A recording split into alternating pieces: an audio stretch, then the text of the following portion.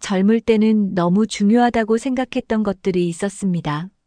하지만 90살이 넘어서 돌아보니 그런 것들이 아무 의미 없었다는 걸 깨닫게 됩니다.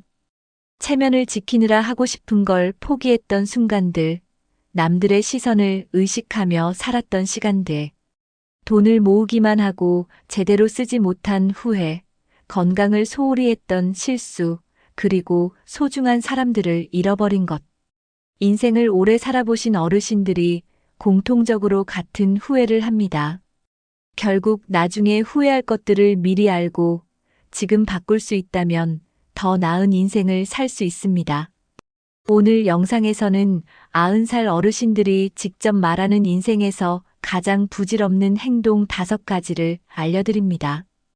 혹시 지금 이 행동을 하고 계시다면 늦기 전에 멈추는 것이 좋을 수도 있습니다. 젊을 때는 너무 중요해 보이지만 시간이 지나면 후회하게 되는 것들입니다. 여러분도 혹시 같은 실수를 반복하고 있지는 않나요? 끝까지 보시면 여러분도 인생에서 내려놓아야 할 것들이 무엇인지 깨닫게 될 것입니다. 삶을 더 가볍고 후회 없이 살기 위한 지혜를 함께 나눠보겠습니다.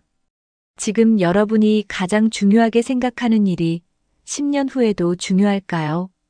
영상이 끝난 후 여러분의 생각도 댓글로 남겨주시면 좋겠습니다. 그럼 지금부터 하나씩 알아보겠습니다. 70대까지는 이런 생각을 했습니다.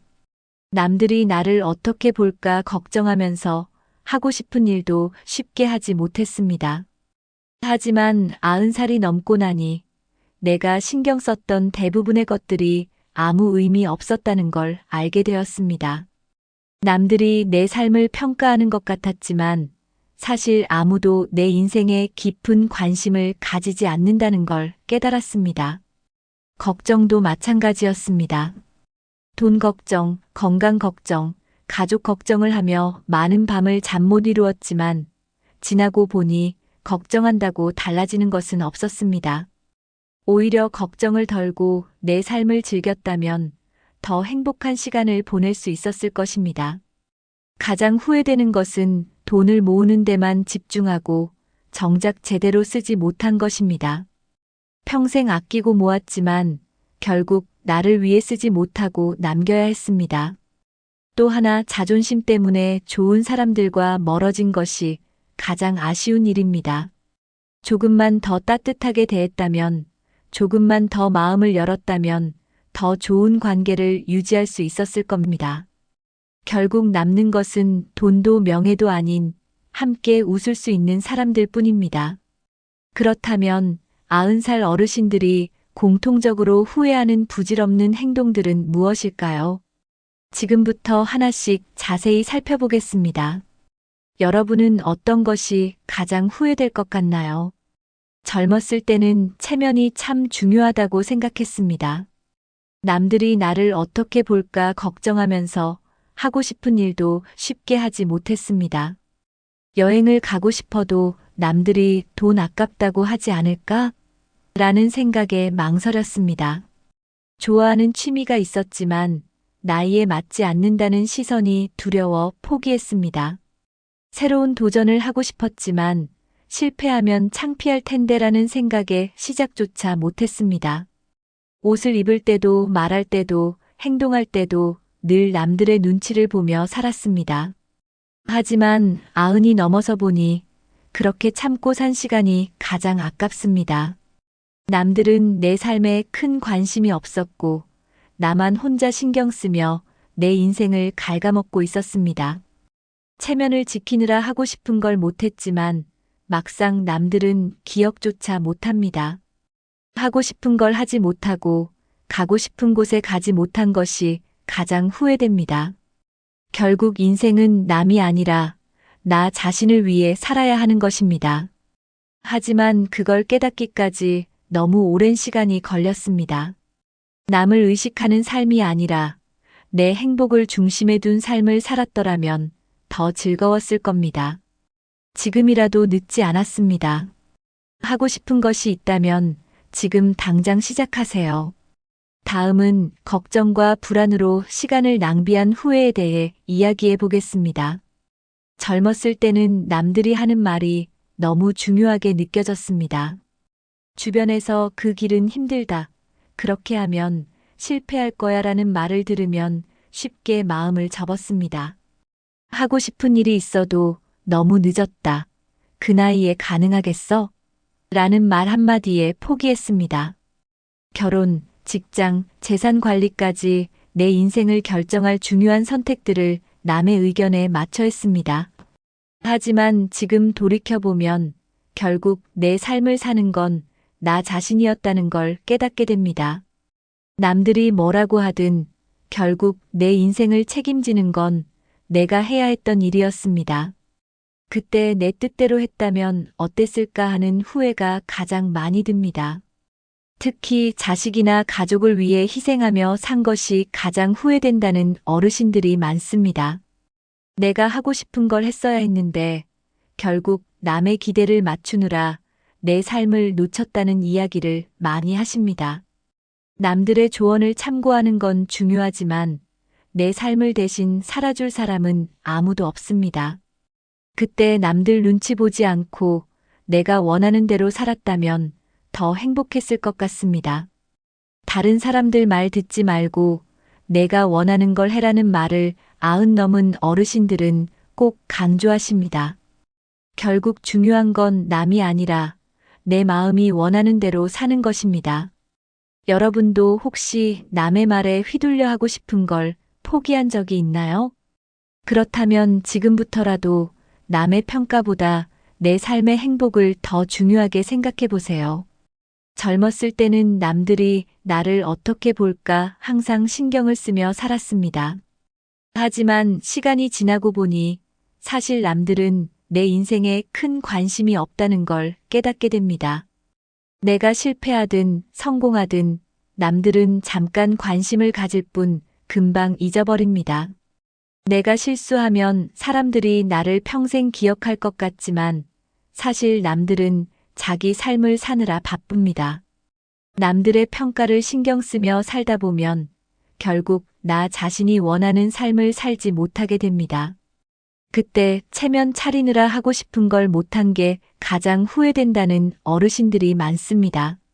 남들이 나를 어떻게 평가하든 내 삶의 행복과는 상관이 없다는 걸 이제야 깨닫게 됩니다. 결국 내 인생을 책임지는 사람은 나 자신밖에 없습니다. 내가 행복하지 않은데 남들의 평가를 신경 쓰는 것이 무슨 의미가 있을까요? 사람들은 나를 비난할 수도 있지만 결국 시간이 지나면 모두 사라지는 일들입니다. 그때 조금 더 나를 위해 살 거리라는 후회를 반복하지 않으려면 지금부터라도 바꿔야 합니다. 남들 눈치를 보느라 내 행복을 미루는 건 가장 어리석은 선택 중 하나입니다. 내가 행복할 수 있는 선택을 하는 것이 결국 가장 현명한 삶의 방식입니다. 혹시 여러분도 아직 남들의 시선 때문에 망설이고 계신가요? 그렇다면 지금부터라도 내가 원하는 삶을 선택하고 내 행복을 최우선으로 생각하세요. 돈 걱정, 건강 걱정, 가족 걱정, 미래 걱정까지 하루도 편한 날이 없었습니다. 혹시라도 돈이 부족하면 어쩌나, 건강이 나빠지면 어쩌나 하는 불안이 머릿속을 가득 채웠습니다. 하지만 90이 넘어 돌아보니 그런 걱정 중 대부분은 현실이 되지 않았습니다. 괜한 걱정으로 스스로를 괴롭히는 동안 정작 즐길 수 있는 많은 순간들을 놓쳤습니다. 걱정을 한다고 해서 일이 더 잘 풀리거나 문제가 해결된 적은 단 한 번도 없었습니다. 오히려 걱정 때문에 밤잠을 설치고 스트레스만 쌓였던 것이 더 큰 문제였습니다. 그때 걱정할 시간에 차라리 여행이라도 갔으면 좋았을 텐데 하는 후회가 듭니다. 인생에서 가장 중요한 것은 지금 이 순간을 즐기는 것입니다. 걱정은 절대 사라지지 않으며 결국 마음먹기에 달려있다는 걸 알게 되었습니다. 나이 들수록 걱정보다는 행동하는 것이 훨씬 더 중요합니다. 혹시 지금도 불필요한 걱정에 시간을 낭비하고 계신가요? 그렇다면 지금부터라도 걱정보다는 삶을 더 즐기는 방향으로 바꿔보는 게 좋습니다. 걱정은 미래를 바꾸지 못하지만 지금 이 순간을 망칠 수 있습니다. 그렇다면 가장 많은 걱정을 차지하는 요소 중 하나인 돈에 대한 후회는 어떨까요? 돈이 부족할까봐 늘 불안해하면서 살았습니다. 노후를 대비해야 한다는 생각에 아끼고 또 아끼며 살았던 순간들이 많았습니다. 하지만 정작 중요한 것은 돈이 아니라 그 돈으로 어떻게 행복하게 사느냐는 것이었습니다. 자식이 잘 되길 바라는 마음에 많은 걱정을 했지만 결국 자식들도 자기 길을 갑니다. 아무리 부모가 걱정해도 아이들의 인생은 그들 스스로 개척하는 것이었습니다. 건강이 나빠질까 걱정하면서도 정작 건강을 챙기기 위한 노력을 하지 않은 것도 후회됩니다. 걱정하는 시간에 차라리 운동을 하고 건강한 음식을 먹는 것이 더 나았을 것입니다. 나이가 들고 보니 걱정만 하고 실천하지 않은 것이 가장 후회됩니다. 돈이 많아도 건강하지 않으면 무슨 소용이 있을까요? 자식을 걱정하는 것보다 부모가 건강하고 행복하게 사는 모습을 보여주는 것이 더 중요합니다. 걱정은 결국 해결책이 아니라 삶의 질을 떨어뜨리는 감정이었습니다. 걱정을 덜어내고 지금 할 수 있는 것에 집중하는 것이 더 현명한 선택이었습니다. 지금까지 너무 많은 시간을 걱정하는데 낭비했다는 것이 아쉽습니다. 여러분은 혹시 같은 걱정을 반복하고 계신가요? 그렇다면 이제부터라도 걱정보다는 행동을 선택해 보세요. 걱정이 많았던 시간들이 지나고 나니 해결된 것은 아무것도 없었습니다. 오히려 걱정하는 동안 기회를 놓치고 즐거운 순간을 놓친 것이 더 후회됩니다. 그때 그냥 즐겼더라면 얼마나 좋았을까 하는 생각이 자주 듭니다. 돈 걱정, 건강 걱정, 자식 걱정 모두 결국 시간이 지나면서 자연스럽게 해결되었습니다. 걱정한다고 해서 내 인생이 더 나아진 것도 아니었습니다. 오히려 긍정적인 태도를 가지고 적극적으로 움직였을 때 더 좋은 결과가 나왔습니다. 젊었을 때는 걱정을 많이 해야 인생을 잘 사는 것이라고 착각했습니다. 하지만 걱정이 아니라 지금을 어떻게 살 것인가가 더 중요한 문제였습니다. 지나고 보니 걱정은 결국 나를 지치게 만드는 감정일 뿐이었습니다. 여러분도 혹시 해결되지 않는 걱정에 사로잡혀 있지는 않나요? 그렇다면 이제부터는 걱정하는 대신 실천하는 방향으로 바꿔보세요. 나이가 들어 깨닫는 가장 중요한 교훈 중 하나는 쓸데없는 걱정은 하지 말라는 것입니다. 걱정을 덜어내면 인생이 훨씬 가벼워지고 행복해집니다. 다음으로 가장 후회되는 것 중 하나인 돈을 모으는 데만 집중하고 제대로 쓰지 못한 후회를 이야기해 보겠습니다. 돈은 모으는 것도 중요하지만 어떻게 쓰느냐가 더 중요하다는 사실을 아십니까? 젊었을 때는 돈을 모으는 것이 가장 중요하다고 생각했습니다. 열심히 일하고 아끼며 살다 보면 언젠가 그 돈을 여유롭게 쓸 날이 올 거라 믿었습니다. 하지만 나이가 들고 보니 그렇게 모은 돈을 제대로 쓰지 못한 것이 가장 후회됩니다. 평생 아끼고 또 아꼈지만 결국 내 인생을 제대로 즐길 기회를 놓쳤습니다. 돈은 모으는 것도 중요하지만 모은 돈을 어떻게 쓰느냐가 더 중요하다는 걸 늦게 깨달았습니다. 건강이 있을 때 여행도 다니고 맛있는 것도 먹고 원하는 것을 해보는 것이 진정한 행복이었습니다. 하지만 나중에 쓰려고 아끼다 보니 정작 쓸 수 있는 시간이 얼마 남지 않았습니다. 그때 조금 더 나를 위해 쓸 걸 하는 후회가 너무 큽니다. 결국 돈은 나를 위해 쓰지 않으면 아무런 의미가 없습니다.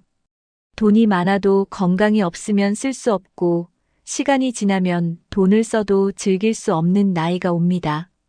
젊었을 때부터 돈을 모으기만 하고 나를 위해 쓰는 법을 배우지 못한 것이 가장 후회됩니다. 남겨둔 돈이 많다고 해서 인생이 더 행복한 것은 아니었습니다. 지금이라도 늦지 않았습니다. 돈을 나를 위해, 그리고 내 행복을 위해 쓰는 것이 중요합니다.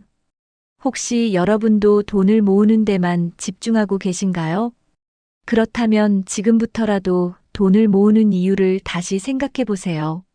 부모라면 누구나 자식이 잘 되길 바랍니다.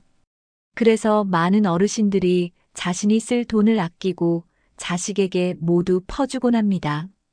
하지만 그렇게 해도 결국 자식들은 자기 삶을 살아갈 뿐입니다.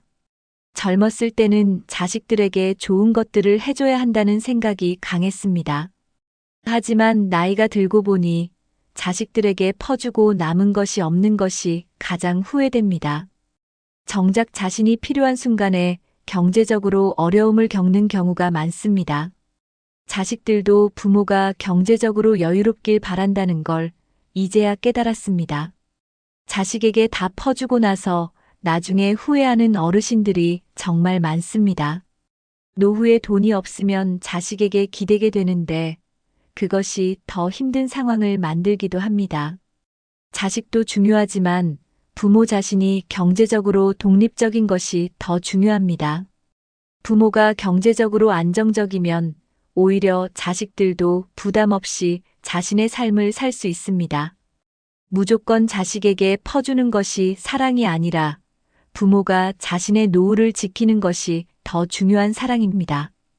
혹시 지금 자식들에게 모든 걸 퍼주고 계신가요? 그렇다면 한 번쯤 다시 생각해 보는 것이 좋습니다. 부모가 행복해야 자식도 행복하다는 것을 기억하세요. 많은 사람들이 돈을 남기기 위해 평생 모으기만 합니다. 하지만 나이가 들고 보니 돈은 남기는 것이 아니라 잘 쓰는 것이 중요하다는 걸 깨닫게 됩니다. 돈을 모아두기만 하면 결국 나중에는 쓸 기회조차 없어질 수 있습니다. 중요한 것은 내가 살아있는 동안 행복을 위해 돈을 쓰는 것입니다. 돈을 적절히 사용하면 삶의 질이 훨씬 더 좋아질 수 있습니다. 여행을 가고 배우고 건강을 위해 투자하는 것이 돈을 가장 가치 있게 쓰는 방법입니다. 하지만 많은 사람들이 돈을 쓰는 것에 대한 죄책감을 느낍니다. 90이 넘은 어르신들이 가장 후회하는 말 중 하나가 돈을 조금 더 즐겁게 쓸 거입니다. 결국 돈은 살아있을 때 제대로 활용해야 의미가 있습니다.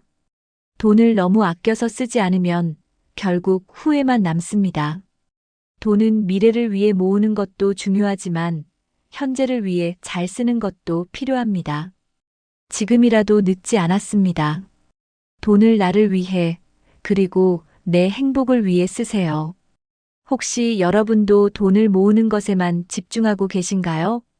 그렇다면 지금부터라도 돈을 즐겁게 쓰는 법을 배우는 것이 중요합니다. 그렇다면 돈보다 더 중요한 것이 무엇일까요? 바로 건강입니다. 젊을 때는 몸이 튼튼하니까 건강의 소중함을 잘 몰랐습니다. 하지만 나이가 들고 보니 건강이 가장 중요한 자산이라는 걸 절실히 깨닫게 됩니다. 돈이 아무리 많아도 건강이 없으면 아무 소용이 없었습니다. 평생 돈을 벌기 위해 바쁘게 살았지만 정작 내 몸을 돌보지 않았다는 게 가장 후회됩니다. 무릎이 아프고 허리가 아프니 가고 싶은 곳도 못 가고 하고 싶은 것도 못 하게 됩니다. 젊을 때는 무리하게 일하고도 금방 회복되었지만 나이가 들수록 작은 병도 쉽게 낫지 않습니다. 이제는 단순한 감기도 조심해야 하고 넘어지는 것도 큰 위험이 됩니다. 그때 조금만 더 운동하고 건강한 음식을 먹었더라면 어땠을까 하는 생각이 자주 듭니다. 한번 망가진 건강은 다시 회복하기가 어렵다는 걸 뒤늦게 깨달았습니다. 젊었을 때 건강을 챙기는 것이 최고의 투자라는 걸 이제야 알게 되었습니다. 건강은 돈으로 살 수 있는 것이 아니기 때문에 미리미리 관리해야 합니다. 건강한 사람들은 나이가 들어서도 여전히 삶을 즐기지만 그렇지 못한 사람들은 후회만 남습니다. 결국 건강을 잃고 나면 모든 것이 무의미하다는 걸 알게 됩니다. 혹시 여러분도 아직 건강 관리를 소홀히 하고 계신가요? 그렇다면 지금부터라도 건강을 최우선으로 생각해야 합니다. 나이가 들고 보니 돈보다 중요한 것이 건강이라는 걸 알게 되었습니다. 돈이 많아도 아프면 여행도 못 가고 맛있는 것도 먹지 못하고 하고 싶은 걸 할 수 없습니다.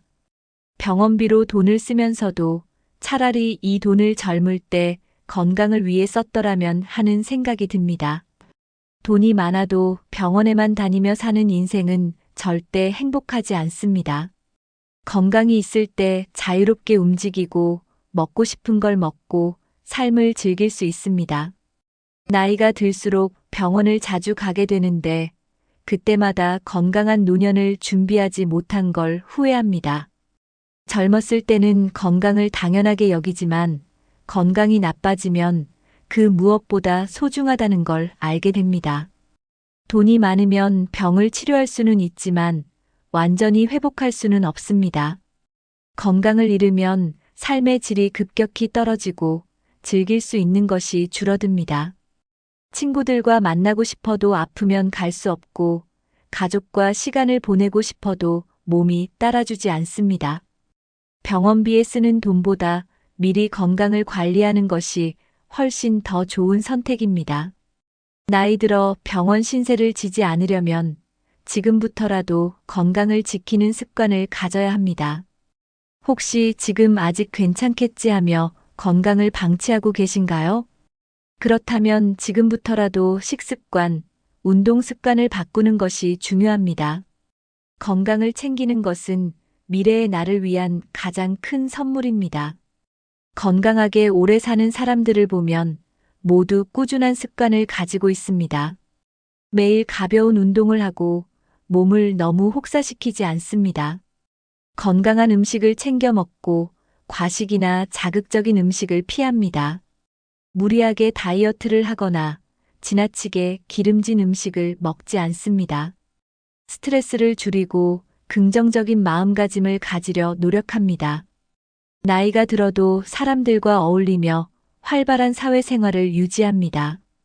규칙적인 생활을 하고 충분한 수면을 취하는 것이 중요합니다. 단순히 오래 사는 것이 아니라 건강하게 오래 사는 것이 목표입니다. 운동은 무리하지 않고 꾸준하게 하는 것이 가장 좋습니다. 하루에 최소한 30분 정도는 걷거나 몸을 움직이는 것이 건강 유지에 도움이 됩니다. 혼자 있는 시간을 줄이고 사람들과 함께하는 시간을 늘리는 것이 정신 건강에도 좋습니다. 건강한 사람들은 단순히 몸만 관리하는 것이 아니라 마음까지 건강하게 유지합니다. 지금부터라도 작은 건강 습관을 실천하면 훨씬 더 건강한 노년을 보낼 수 있습니다. 건강은 잃고 나서 후회하는 것이 아니라 미리 지키는 것이 중요합니다. 그렇다면 건강만큼 중요한 것은 무엇일까요? 바로 인간관계입니다.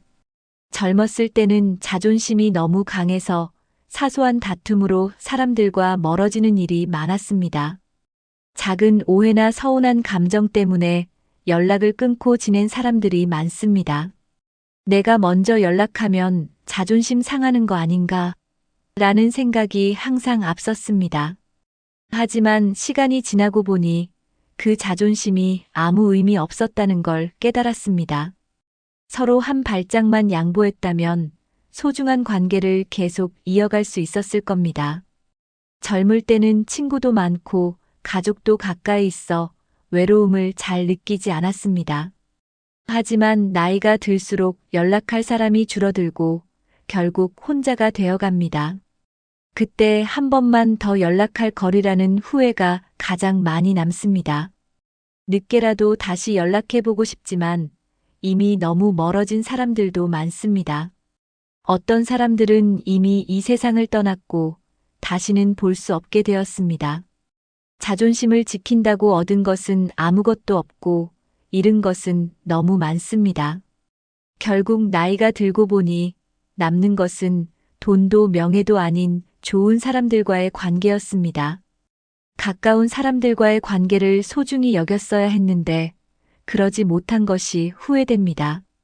여러분도 혹시 연락이 끊긴 소중한 사람이 있다면 먼저 연락해 보세요. 늦기 전에 다시 다가가야 후회 없는 인생을 살 수 있습니다. 젊었을 때는 가족이 항상 곁에 있을 거라고 생각했습니다. 그래서 표현을 아끼고 마음을 제대로 전하지 못한 순간들이 많았습니다. 하지만 부모님은 나이가 들고 형제자매도 각자 가정을 이루면서 점점 멀어지게 되었습니다. 부모님께 더 잘해드릴 걸, 더 자주 찾아뵐 걸 하는 후회가 남습니다. 시간이 있을 때 효도해야 한다는 말을 들었지만 실천하지 못했던 것이 후회됩니다. 가족들은 언제나 나를 기다려줄 것 같았지만 결국 시간이 지나면 함께할 시간이 줄어듭니다. 가까운 사람들에게 더 따뜻한 말 한마디, 작은 배려 하나라도 더 했어야 했습니다. 바쁘다는 이유로 연락을 미루고 표현을 아끼다 보니 점점 멀어진 관계들이 많습니다. 특히 자녀들과의 관계에서도 더 많은 대화를 나누고 이해하려 노력했어야 했습니다. 젊었을 때는 가족보다 일이 더 중요하다고 생각했던 순간들이 많았습니다. 하지만 나이가 들고 나니 가족보다 더 소중한 것은 없다는 걸 깨닫게 됩니다. 부모님, 형제자매, 자녀, 배우자와의 관계는 시간이 지날수록 더 중요해집니다. 여러분은 지금 가족들과 좋은 관계를 유지하고 계신가요? 혹시 오해나 서운함 때문에 연락을 끊고 지낸 가족이 있다면 먼저 다가가 보세요. 가족이 곁에 있을 때 더 많이 사랑하고 더 많이 표현하는 것이 후회 없는 삶을 사는 길입니다. 젊었을 때는 돈과 성공이 가장 중요하다고 생각했습니다. 하지만 나이가 들고 보니 돈도 명예도 사회적 지위도 모두 지나가는 것에 불과했습니다. 결국 마지막까지 남는 것은 함께 웃고 대화할 수 있는 좋은 사람들이었습니다. 돈이 많아도 명예가 높아도 결국 혼자라면 의미가 없다는 걸 깨닫게 됩니다. 친구들과의 관계, 가족과의 유대, 따뜻한 정이 있는 삶이 가장 큰 자산이었습니다.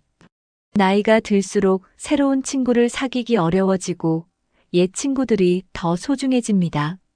하지만 젊을 때 관계를 소홀히 하면 나이가 들었을 때 곁에 아무도 남지 않게 됩니다. 그때 연락을 자주 하고 더 많이 만나고 더 자주 웃을 걸 하는 후회가 가장 많습니다. 인생의 마지막 순간까지 남는 것은 결국 사람이라는 사실을 많은 어르신들이 이야기합니다. 지금 옆에 있는 사람들과의 시간을 더 소중히 여기는 것이 중요합니다. 돈과 명예는 결국 사라지지만 사람들과의 추억은 평생 남습니다. 좋은 관계를 유지하는 것이야말로 건강하고 행복한 노년을 사는 가장 중요한 방법입니다. 여러분은 지금 곁에 있는 소중한 사람들에게 충분히 잘하고 계신가요? 혹시 연락이 뜸해진 친구나 가족이 있다면 먼저 다가가 보세요. 후회 없는 인생을 살기 위해 지금이라도 더 많이 표현하고 더 많이 사랑하는 것이 필요합니다. 90살이 넘어서야 깨달은 것들이 많습니다. 하지만 지금이라도 알게 되었다면 우리 삶을 바꿀 수 있습니다. 더 이상 남의 시선을 신경 쓰며 살 필요 없습니다. 걱정과 불안에 시간을 낭비하지 말고 지금 이 순간을 즐겨야 합니다. 돈을 모으는 것도 중요하지만 내 행복을 위해 쓰는 것도 중요합니다. 건강은 절대 후순위가 되어선 안 되며 미리미리 관리해야 합니다. 무엇보다 좋은 사람들과 함께하는 것이 가장 큰 행복이라는 것을 기억해야 합니다. 여러분은 지금까지 어떤 것이 가장 후회되시나요? 혹시 지금이라도 바꾸고 싶은 삶의 태도가 있다면 댓글로 남겨주세요. 이 영상이 도움이 되셨다면 부모님이나 친구들에게도 공유해주세요. 앞으로도 인생을 살아가는데 도움이 되는 지혜를 전해드리겠습니다. 영상이 유익하셨다면 구독과 좋아요, 알림 설정 부탁드립니다. 끝까지 시청해주셔서 감사합니다. 건강하고 행복한 하루 보내세요. 다음 영상에서 또 뵙겠습니다.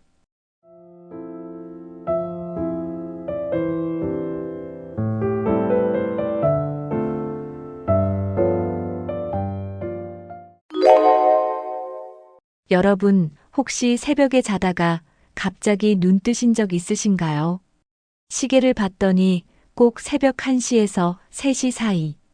화장실 다녀오고 나서 잠이 안 와 뒤척이게 되고, 휴대폰 켜거나 TV 보며 시간 보내본 경험 있으시죠? 그런데 이 시간대, 몸에선 생각보다 중요한 변화가 일어납니다. 바로 간이 해독과 회복에 집중하는 시간이라는 거예요. 이때 특정 행동을 하면 간뿐만 아니라 수면 전체가 무너지게 됩니다. 그러면 낮에 더 피곤해지고 밤에 더 깊이 못 자게 되는 악순환이 생기죠. 그래서 오늘은 새벽 1시에서 3시 사이에 깼을 때 절대 하면 안 되는 행동 6가지를 알려드릴게요. 지금부터 알려드리는 내용 하나라도 해당되신다면 꼭 실천해 보세요. 자다가 깼다고 해서 바로 일어나면 몸은 완전히 깬 걸로 인식하게 됩니다. 이때 뇌는 다시 수면 모드로 들어가기 어려워져요. 그렇게 되면 수면 사이클이 끊겨서 깊은 잠을 다시 못 자게 됩니다. 사람은 한 번의 잠에서 여러 단계의 깊이를 오가는데 중간에 깨고 완전히 일어나면 그 흐름이 깨져버리는 겁니다. 특히 새벽 시간은 깊은 수면이 진행되고 있는 단계입니다. 이 시간대에 일어나 움직이면 피로가 더 쌓이게 돼요. 다시 누워도 몸이 긴장한 상태라서 쉽게 잠들지 못합니다. 그래서 잠시 깼을 땐 그대로 누워서 몸의 긴장을 풀어주는 게 중요해요. 억지로라도 일어나지 말고 침대 위에서 조용히 휴식 모드 유지해 보세요. 동양의학에선 새벽 1시에서 3시가 간이 가장 활발히 활동하는 시간으로 알려져 있어요. 이 시간에 우리 몸은 해독과 회복에 집중하게 됩니다.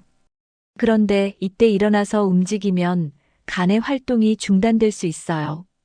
간이 피를 걸러내고 몸의 노폐물을 처리하는데 방해가 되죠. 특히 잠을 자고 있을 때 간은 더욱 효과적으로 작동합니다. 활동을 하면 간도 다시 쉬게 되니까 회복력이 떨어집니다. 자주 이 시간에 깨는 사람일수록 간 피로가 누적되기 쉽습니다. 피로가 쌓이면 소화도 안 되고 면역도 약해지게 돼요. 그래서 이 시간대에는 가만히 쉬어주는 게 간 건강에 큰 도움이 됩니다. 깨더라도 최대한 몸을 안정시키는 게 가장 중요합니다. 새벽에 일어나면 대부분 다시 잠들기 힘들다고 하십니다. 그 이유는 몸이 한번 깨어버리면 다시 수면 호르몬 분비가 줄어들기 때문이에요. 특히 뇌가 활동을 시작하면 수면과 관련된 기능이 꺼져버립니다. 그 순간부터는 눈은 감고 있어도 머리는 이미 깨어있는 상태예요.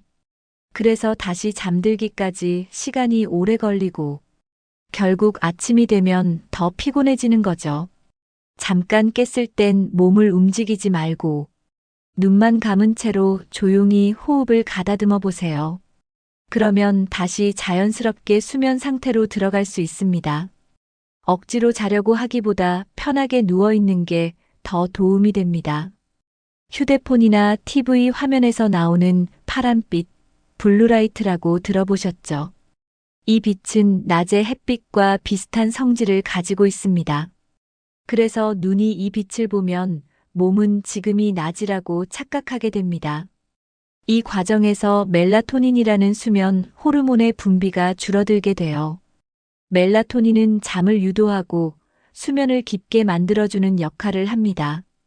그런데 블루라이트가 그 분비를 억제해 잠이 도망가 버리는 거죠. 눈은 감고 있지만 뇌는 이미 깨어있는 상태가 됩니다.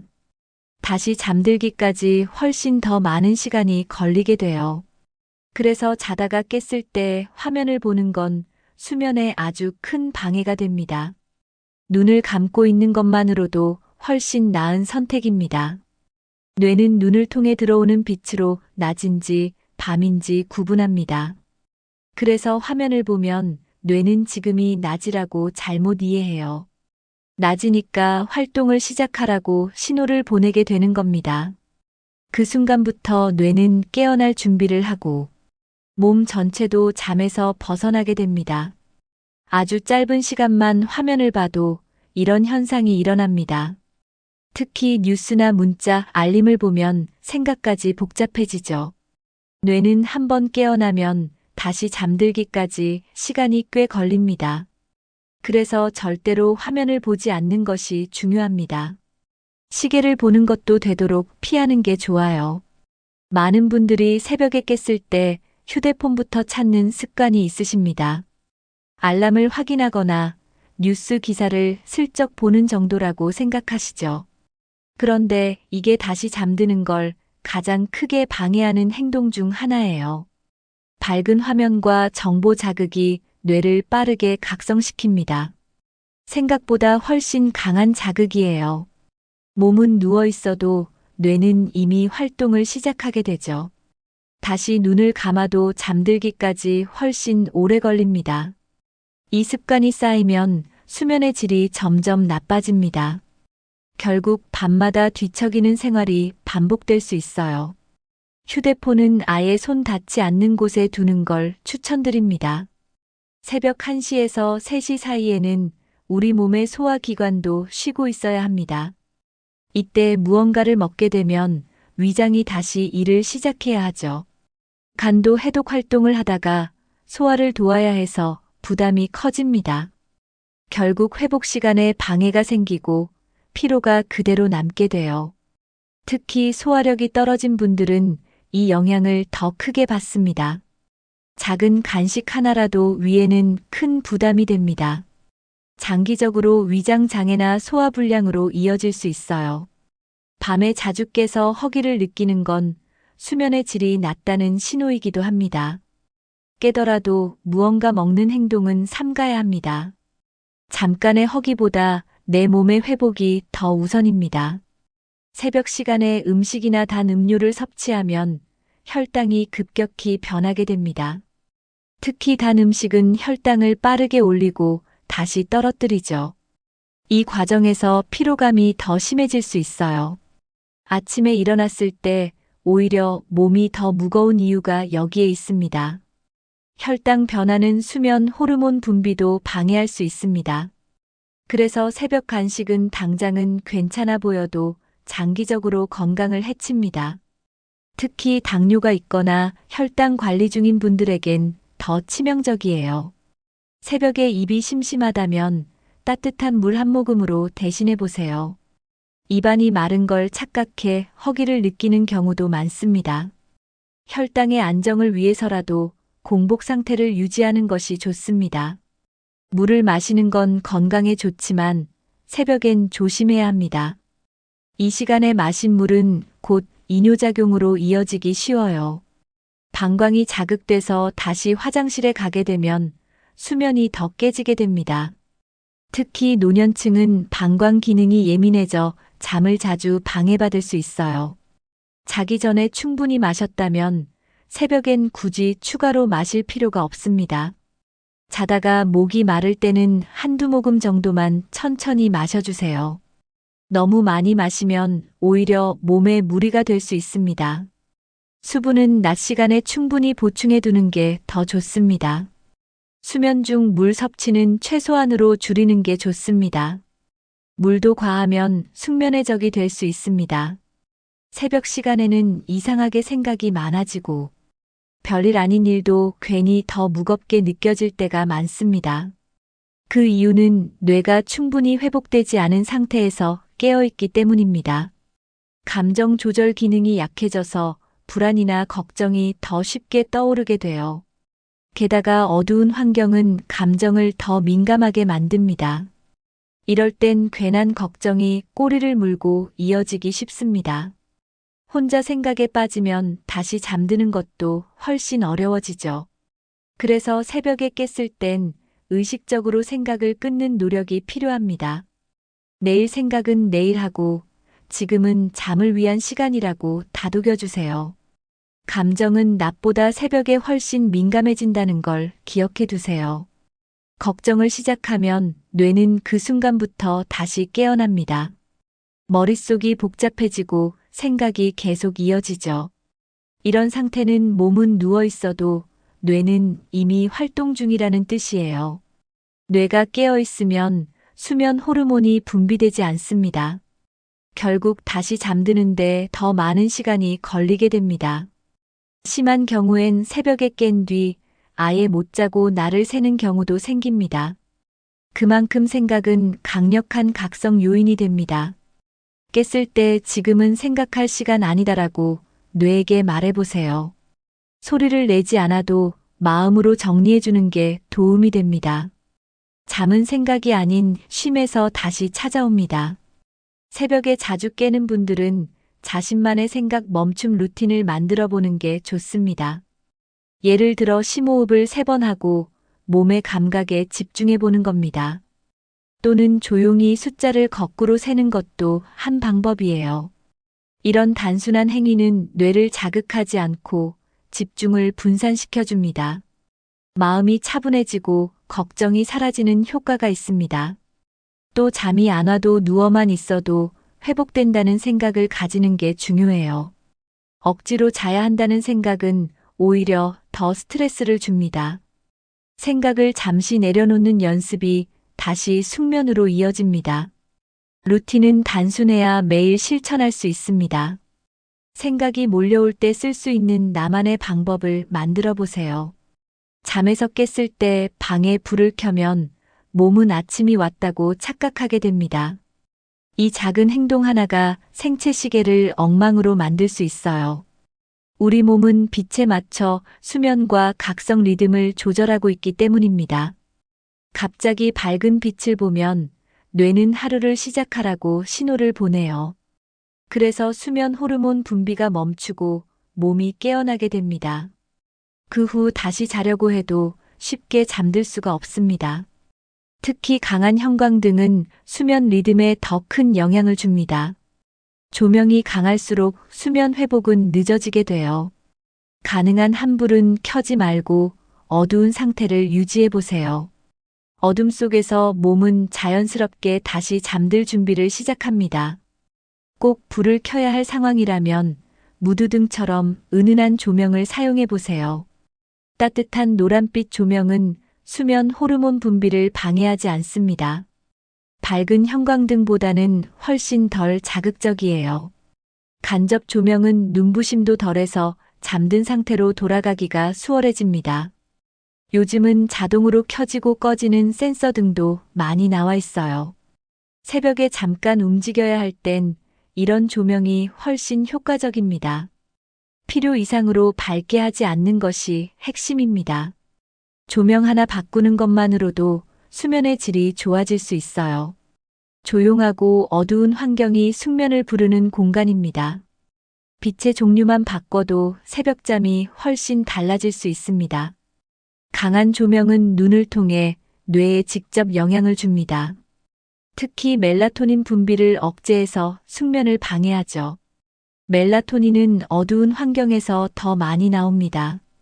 그런데 조명을 켜면 그 흐름이 바로 끊기게 됩니다. 잠이 안 오는 원인을 따져보면 대부분 환경에서 비롯되는 경우가 많아요. 조명도 수면 환경의 중요한 요소입니다. 빛이 자극이 되면 뇌는 다시 각성 모드로 들어가게 됩니다. 몸은 눕고 싶지만 뇌는 깨어 있어서 더 힘들게 됩니다. 조명을 바꾸는 것만으로 수면 습관이 바뀔 수 있습니다. 강한 불빛 대신 어둠과 조용함을 선택해 보세요. 새벽에 잠이 안 온다고 바로 약을 찾는 분들이 많습니다. 하지만 이런 습관은 오히려 수면 리듬을 더 망가뜨릴 수 있어요. 몸은 스스로 자는 힘을 잃고 약에만 의존하게 됩니다. 한번 약에 익숙해지면 끊기가 정말 어렵습니다. 뇌는 약이 들어오기 전까지 잠을 준비하지 않게 되죠. 약이 없으면 불안하고 그 불안 때문에 더 잠이 안 오게 됩니다. 결국 수면의 질이 점점 더 떨어지게 되는 악순환이 반복됩니다. 의사 처방 없이 임의로 약을 늘리는 것도 매우 위험합니다. 일시적인 도움이 필요할 땐 전문가의 상담을 꼭 받으세요. 수면은 자연스럽게 이루어질 때 가장 건강합니다. 새벽 시간에 약을 복용하면 그 약효가 아침까지 남아있을 수 있습니다. 이 경우 아침에 일어나기가 더 힘들고 머리가 멍해질 수 있어요. 특히 어르신들의 경우 낙상 위험이 더 높아질 수 있습니다. 근육 반응도 둔해지고 집중력도 떨어지기 쉽습니다. 몸이 무거워지고 일상생활에 지장이 생기는 경우도 많습니다. 수면제가 도와주긴 하지만 복용 시간은 정말 중요해요. 잠이 오지 않는다고 새벽에 다시 먹는 건 오히려 해롭습니다. 이런 복용 패턴은 생활 리듬 전체를 무너뜨릴 수 있습니다. 수면은 약보다 습관과 환경이 더 중요합니다. 새벽에 깨더라도 약은 마지막 선택이 되어야 합니다. 새벽에 깨더라도 다시 잠드는 연습을 해보는 것이 중요합니다. 약 없이 다시 잠드는 건 처음엔 어렵지만 점점 익숙해집니다. 조용히 호흡에 집중하거나 눈을 감고 편안한 생각을 떠올려 보세요. 몸의 긴장을 천천히 푸는데 집중해도 좋아요. 약에 의존하지 않으면 수면 주기가 점점 자연스럽게 회복됩니다. 실제로 수면의 질도 약을 쓸 때보다 더 깊고 안정됩니다. 스스로 잠드는 능력을 키우는 것이 장기적인 건강의 핵심입니다. 하루 이틀 힘들어도 포기하지 않고 계속 시도해 보세요. 약 없이도 잘 자는 날이 분명 올 겁니다. 내 몸의 리듬을 믿고 기다려보는 게 중요합니다. 오늘 영상에서는 새벽 1시에서 3시 사이에 깼을 때 절대로 하면 안 되는 6가지 행동을 알려드렸습니다. 이 시간은 우리 몸이 회복하고 간이 해독하는 아주 중요한 시간이기 때문에 작은 행동 하나만 잘못해도 수면의 질 전체가 무너질 수 있어요. 완전히 일어나 앉지 않기, 휴대폰과 TV 화면 안 보기, 음식과 물 피하기, 걱정하지 않기, 불 안 켜기, 약에 의존하지 않기. 이 6가지만 잘 지켜도 다음 날이 훨씬 가볍고 건강해질 수 있습니다. 여러분은 새벽에 깨면 어떤 행동을 가장 자주 하시나요? 오늘 영상에서 가장 공감되는 부분이 있었다면 댓글로 나눠주세요. 혹시 새벽잠을 이겨낸 본인만의 노하우가 있다면 함께 공유해 주셔도 좋습니다. 이 영상이 도움이 되셨다면 좋아요와 구독, 알림 설정도 부탁드릴게요. 주변에 잠 못 자는 가족이나 친구가 있다면 꼭 공유해 주세요. 수면은 우리 몸이 살아가는 가장 기본이자 중요한 습관입니다. 잘 자는 것 하나만 잘해도 삶이 훨씬 달라질 수 있어요. 오늘 밤은 더 깊고 편안한 잠이 되시길 바랍니다. 시청해 주셔서 감사합니다. 다음 영상에서도 더 실질적이고 건강한 정보로 찾아오겠습니다.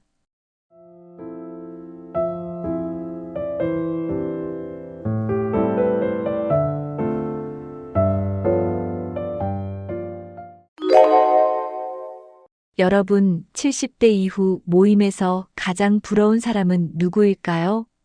많은 분들이 돈이 많은 사람, 자식이 잘 된 사람을 떠올리실 겁니다. 하지만 실제로 모임에서 가장 부러운 사람은 따로 있습니다. 그들은 건강하고 긍정적이며 다른 사람들과 잘 어울리는 분들입니다. 오늘은 그런 분들의 6가지 특징을 알아보겠습니다. 이 특징들은 누구나 실천할 수 있는 것들입니다. 지금부터 함께 살펴보시죠.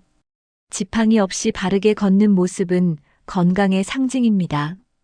모임에서 그런 분들을 보면 자연스럽게 부러움이 생깁니다. 자신감 있는 걸음걸이는 활력을 느끼게 합니다. 다른 사람들에게도 긍정적인 에너지를 전달합니다. 꾸준한 운동과 스트레칭으로 이러한 모습을 유지할 수 있습니다. 매일 조금씩이라도 걷는 습관을 들여보세요. 건강한 걸음은 삶의 질을 높여줍니다. 모임에서 주목받는 비결 중 하나입니다. 지금부터라도 시작해 보세요. 건강한 걸음이 여러분을 더욱 빛나게 할 것입니다. 활기찬 걸음걸이는 젊은 이미지를 줍니다. 다른 사람들에게 긍정적인 인상을 남깁니다.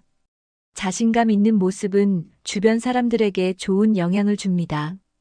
모임에서 중심 인물이 될 수 있습니다. 활력 있는 모습은 건강의 지표입니다. 꾸준한 운동으로 이러한 이미지를 유지할 수 있습니다. 자신의 건강을 스스로 관리하는 모습은 존경을 받습니다. 모임에서 활기찬 분위기를 만들어줍니다. 다른 사람들에게도 좋은 자극이 됩니다. 걸음걸이 하나로도 많은 것을 전달할 수 있습니다. 건강한 모습은 다른 사람들에게 희망을 줍니다. 나이 들어서도 건강을 유지할 수 있다는 것을 보여줍니다.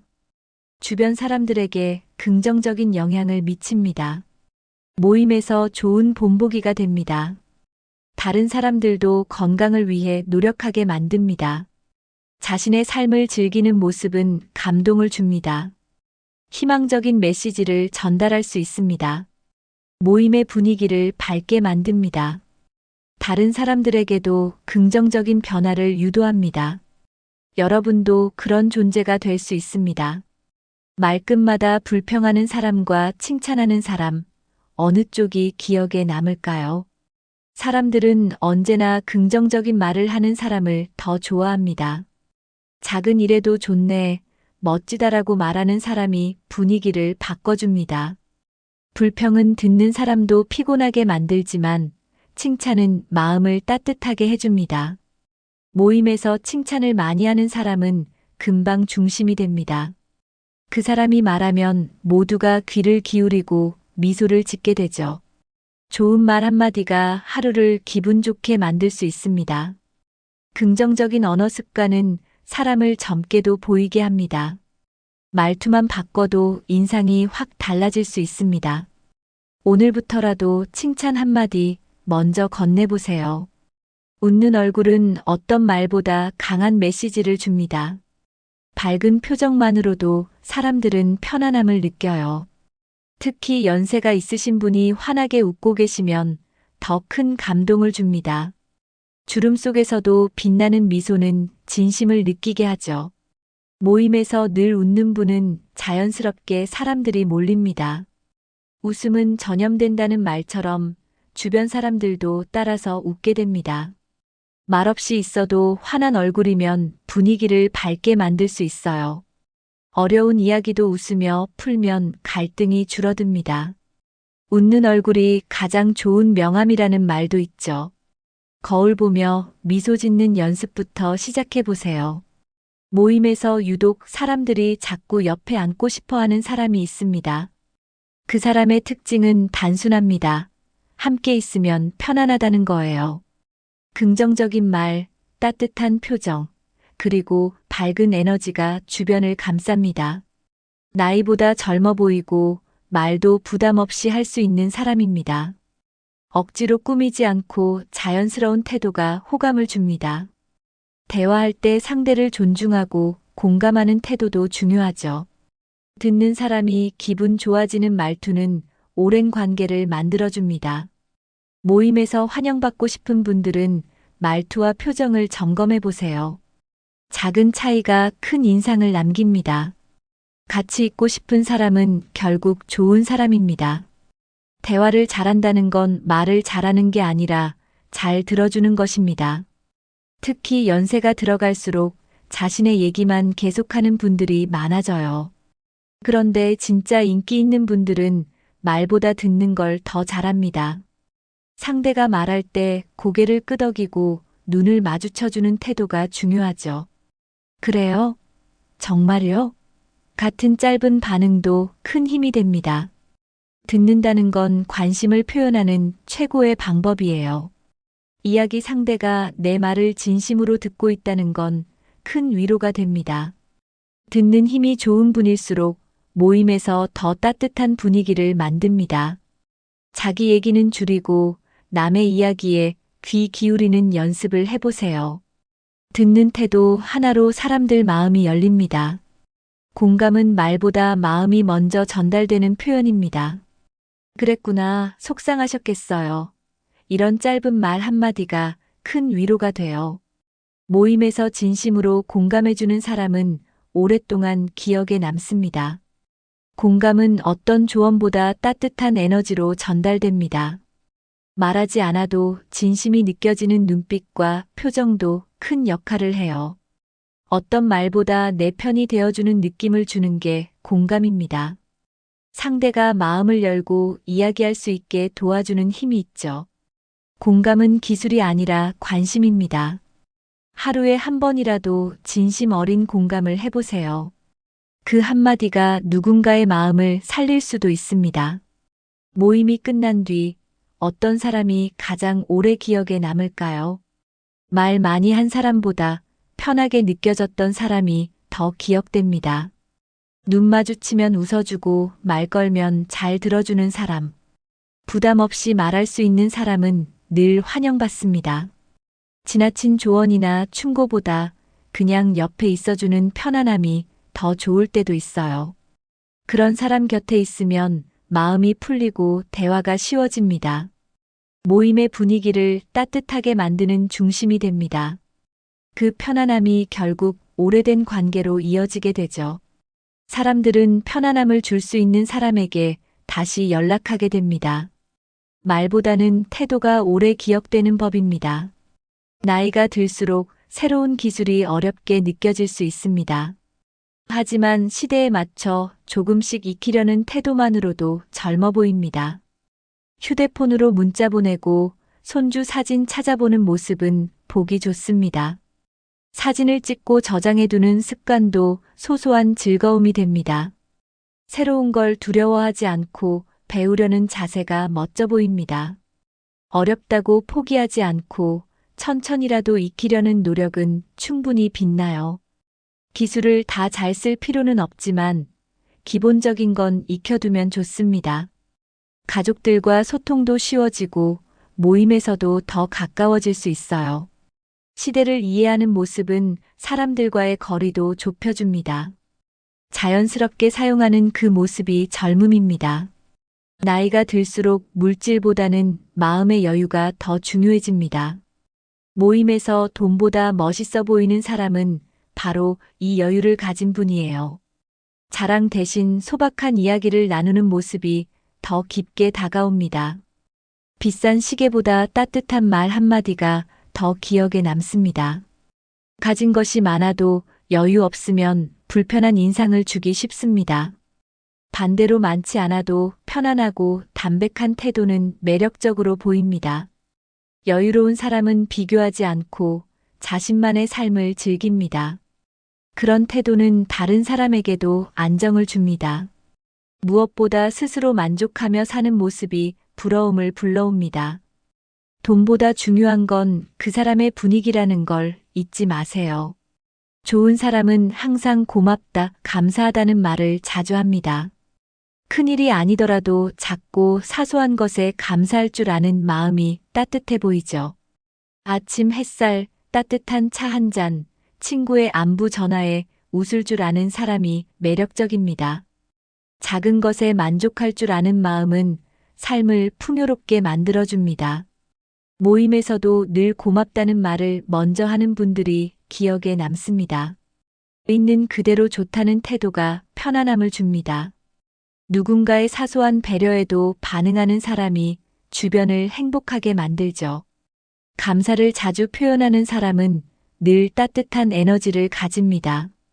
그 에너지가 모임 분위기를 부드럽게 만들어줍니다. 감사는 연습하면 습관이 됩니다. 매일 한 가지씩 감사해 보세요. 모임에서 누군가를 보고 나도 저렇게 늙고 싶다는 생각이 들 때가 있습니다. 그런 분들의 공통점은 겉모습이 아닌 삶의 태도에 있어요.